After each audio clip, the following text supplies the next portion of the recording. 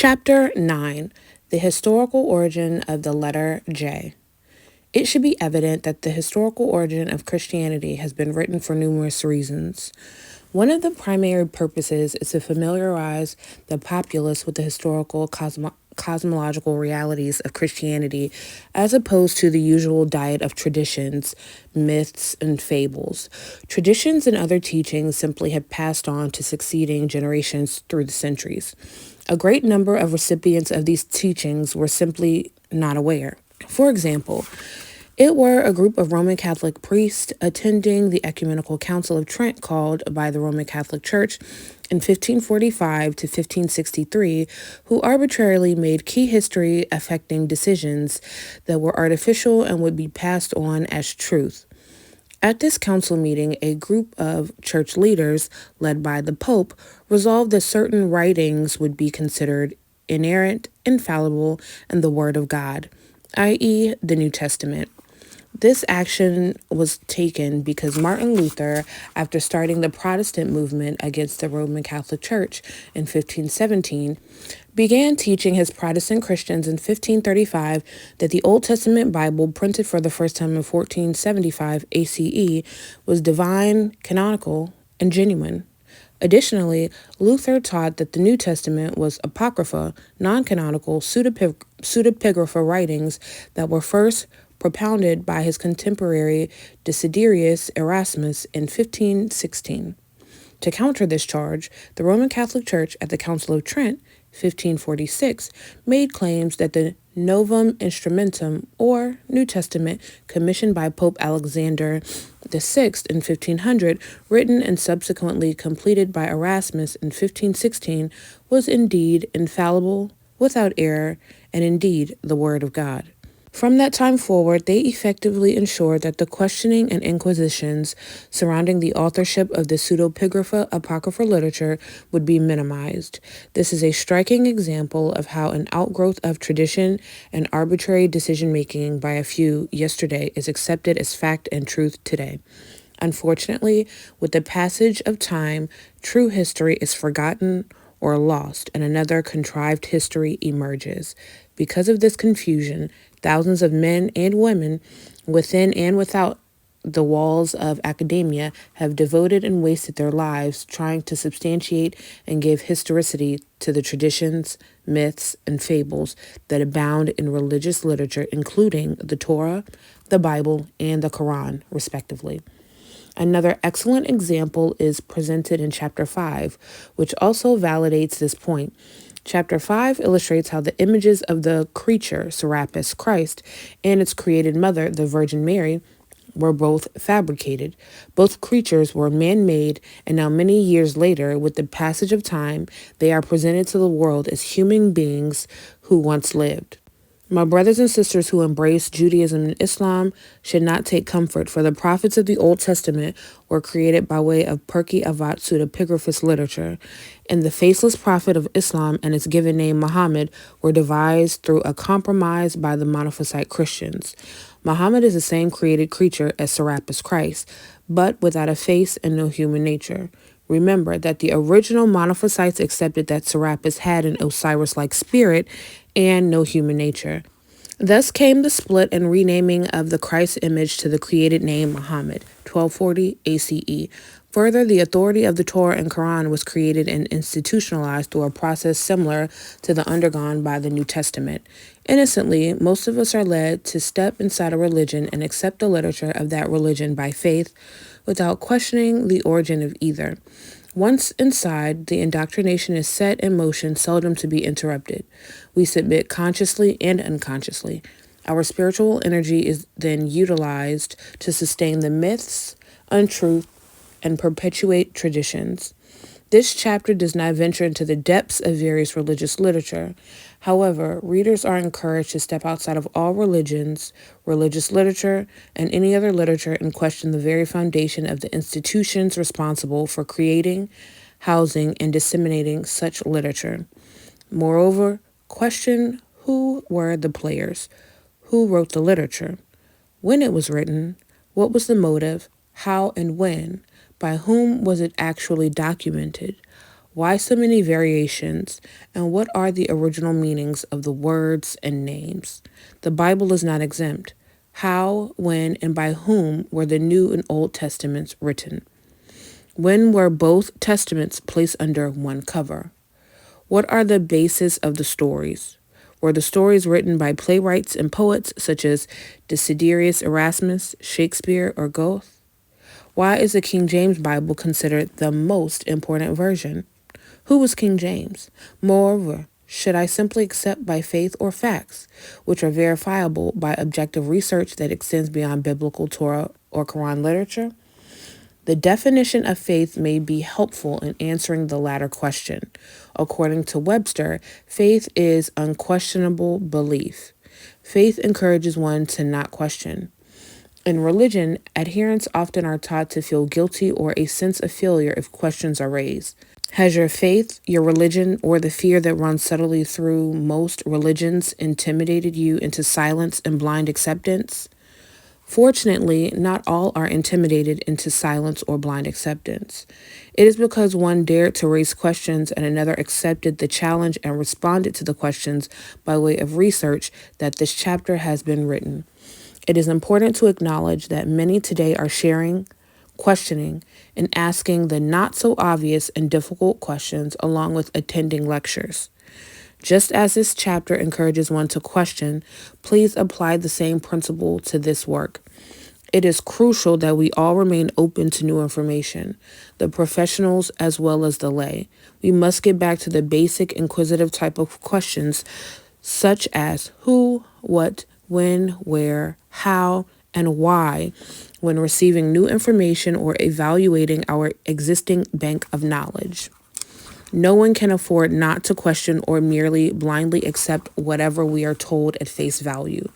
Therefore, it is imperative that we scrutinize, pursue, question, and use our creator-given ability to discern and ascertain what is reasonable, rational, and factual information.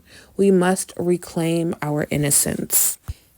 One of the many observations that has been presented frequently by audiences when Professor Williams lectures is that the fact that the letter J is a relatively new addition to the English alphabet, along with the reasonable assumption that the created Christ of Christianity must have had a name other than Jesus. Given the above, initially some have assumed that this book is solely about the name. Undoubtedly, by now the reader realizes that this is not the case after reading the preceding papers. However, because this supposition surfaces repeatedly, research was warranted. Included in this chapter are a brief overview of the history of the alphabet and a specific discussion of the letter J and related letters. Have you given any thought to the origin of the alphabet or the letters that comprise the alphabet? First, the definition of alphabet. Alphabet is the name given to a set of graphic signs called letters, denoting elementary sounds by a combination of which words can be visibly represented. As with so many treasures from Africa that have been renamed, relabeled, or stolen, the alphabet is no exception. It is important to be aware that every alphabet of the civilized world has evolved from one of these three scripts of the ancient Egyptians: hieroglyphics, hieratic, demotic, or cursive and phonetic. Perhaps one of the greatest achievements of the ancient Egyptians was the working out of the first system of writing.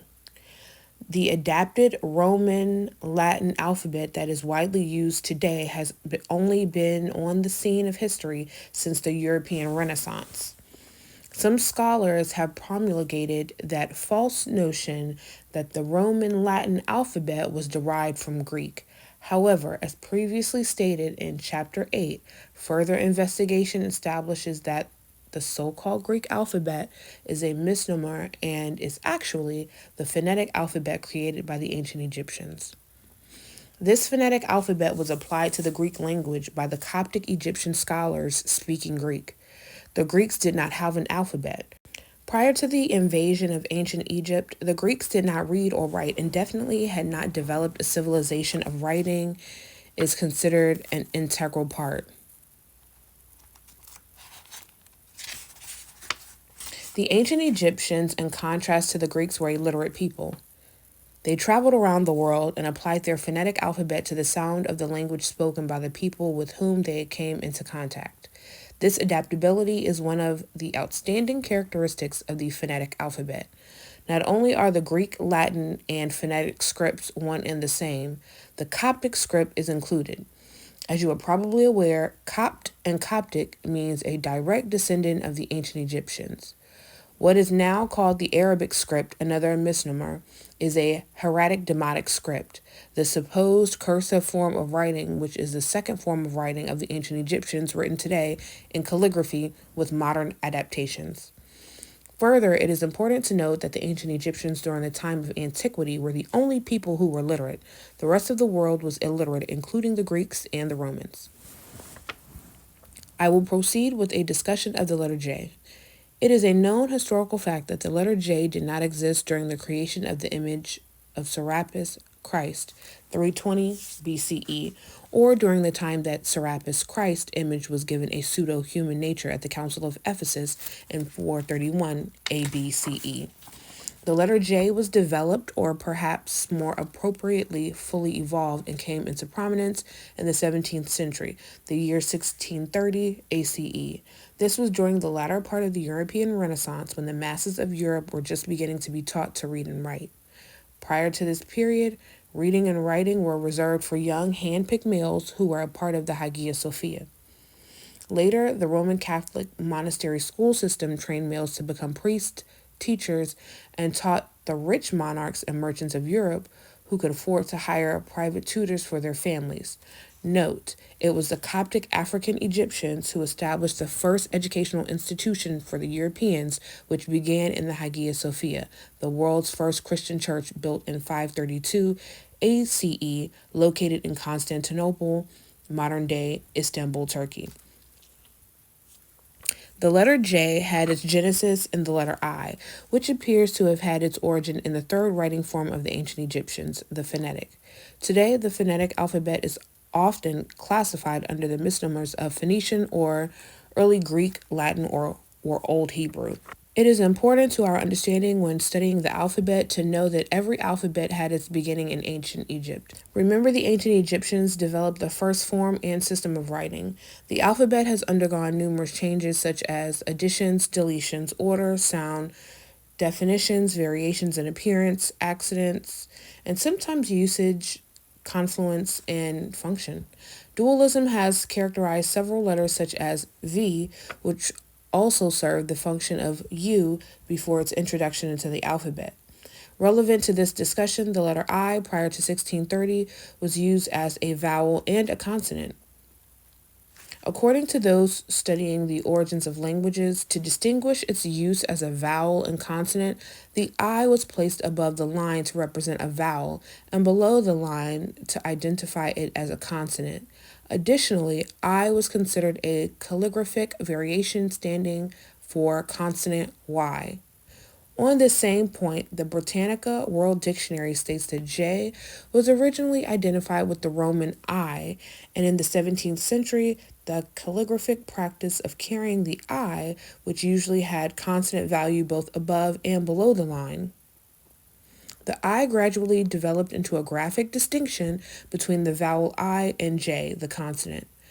Webster's Collegiate Dictionary also confirms that the form and function gradually became differentiated. Therefore, it seems logical to conclude that the J is etymologically closely related to I, Y, considering its sound, G and Z as well. Scholars such as Frederick Goudy indicate that I's had the same sound whether used as a vowel or consonant, while others indicate that I had a number of sounds. The sound of J, as we know it today, was adapted into the English language from the French language and is pronounced in French as Z, U, or Zoo.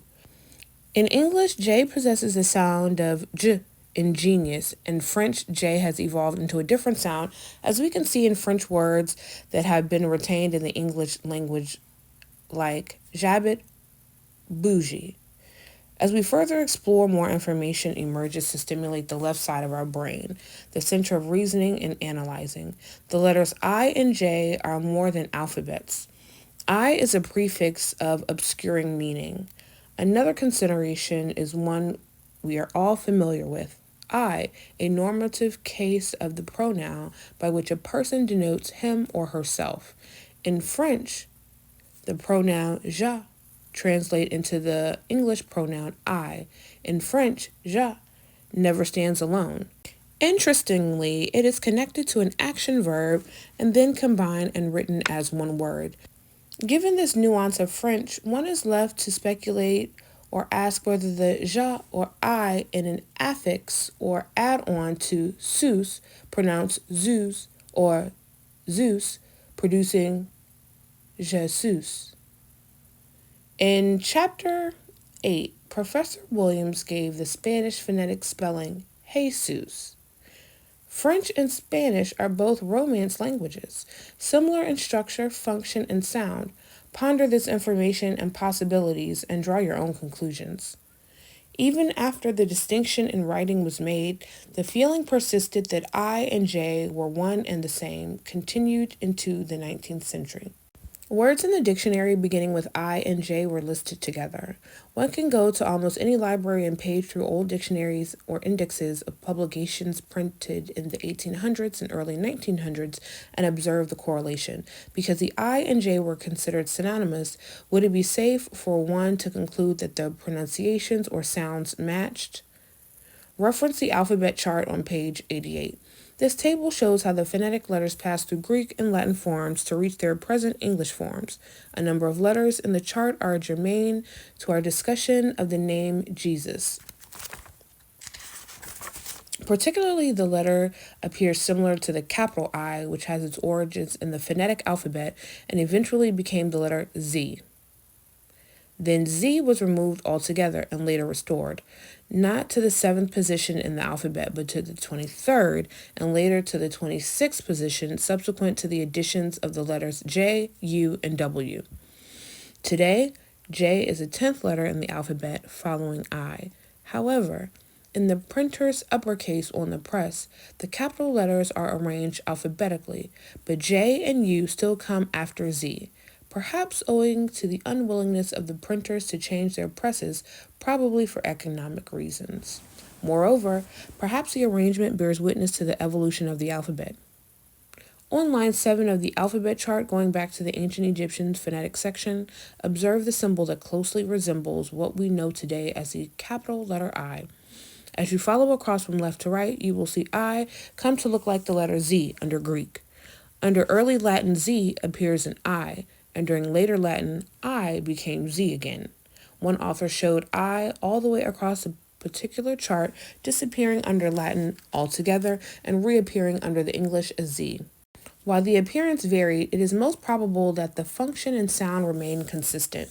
To further enhance your understanding of Chapter 8, it is essential that we single out Z as an important letter of the alphabet in our discussion as it relates to the origin of the name Jesus, Ius. Z. As most letters in our alphabet had its beginning in ancient Egypt, as mentioned earlier, the letter Z is considered etymologically most closely related to S, Y, J, and I. In other words, they are considered cognate and related letters, which means that they are commutable into each other, interchangeable in many instances, passing regularly into each other, and possessing the same fundamental idea. For example, study the names visually. Jesus, Jesus, Jesus, Jesus, Jesus. Walter Whiter expounds on this concept of commutability in his text, Universal Etymological Dictionary. He states that consonants alone are to be regarded in discovering the affinity of words, and that vowels are to be wholly rejected because they afford no principle of uniformity or laws of distinction, but add variability and confusion. Whiter divided consonants into 3 classes after the following manner. First, M, B, F, P, V. Second, C, D, G, J, K, Q, S, T, X, Z. Third, L, N, R. A review of the consonants that comprise Class 2 clearly supports the premise that there is an etymological relationship between the various names and titles given to the image known today as Jesus the Christ, i.e. Serapis, Christ, Eusus, Zeus, and Jupiter. One should remember that words and names have contended with amalgamation or fusion. An excellent example of amalgamation can be referenced in Chapter 1 regarding how the name Serapis, which was O Serapis before modification, was formulated by combining the name of the god Osiris with the name of the sacred bull Apis, thus the process of amalgamation of a name. Amalgamation is akin to the process of theocracia. The Coptic Egyptians, in their attempt to appease the Greek Ptolemy, developed the process of theocracia by taking the attributes of their two gods, Osiris and Apis, and merged them, hence O Serapis, today called Jesus or Zeus or Eus, prior to the introduction of the letter J during the 17th century. Words and names also have contended with translations, interpretations, transliterations, transpositions, accidents, confluences, regionalization, time, and the respelling of words during the Renaissance era. As previously mentioned, many words and names which contain the letter J were initially spelled with the letter I, such as Iulius before Julius or Isuits preceding Jesuits. Jupiter before Jupiter, Yak before Jack, and Eusus predates Jesus or Jesus. It could be said that the letter J eased its way into the English alphabet as a consonant, first as an I written below the line to denote its use as a consonant, and later a curve was added to the bottom of the letter to further distinguish either deliberately or by a quirk of the hand. Capital I and lowercase I have been used throughout this chapter. Given how we use them today, it is easy to think of them as being uppercase and lowercase respectively. The concept of upper and lowercase is a late development and did not exist in the early history of the alphabet. That which can seem so fundamental in the current state does not necessarily indicate that it has always been. Names and words are relevant in the time and geographical location in which they are devised and used. This is especially true of proper names. Original names, spellings, and pronunciations are retained locally, most likely if they are popular, even in the face of apparent changes later in pronunciation or spelling elsewhere. As stated earlier in this chapter, it was the Coptic Egyptians who established the first educational institution for the Europeans in the first Christian church, the Hagia Sophia, in 537 ACE. School and church have continued as one and the same through centuries and even today. The Roman Catholic and Protestant churches created the European Renaissance era by building schools to educate the masses in the secular community during the 16th century. The influence of religion and the role of the church school curriculums become obvious in the creation of words, names, definitions, and usage. Arnetta May, instructor, the Ancient Egyptian Institute member, the Ancient Egyptian Research Society member, the Society of New Scholars, Chicago, Illinois.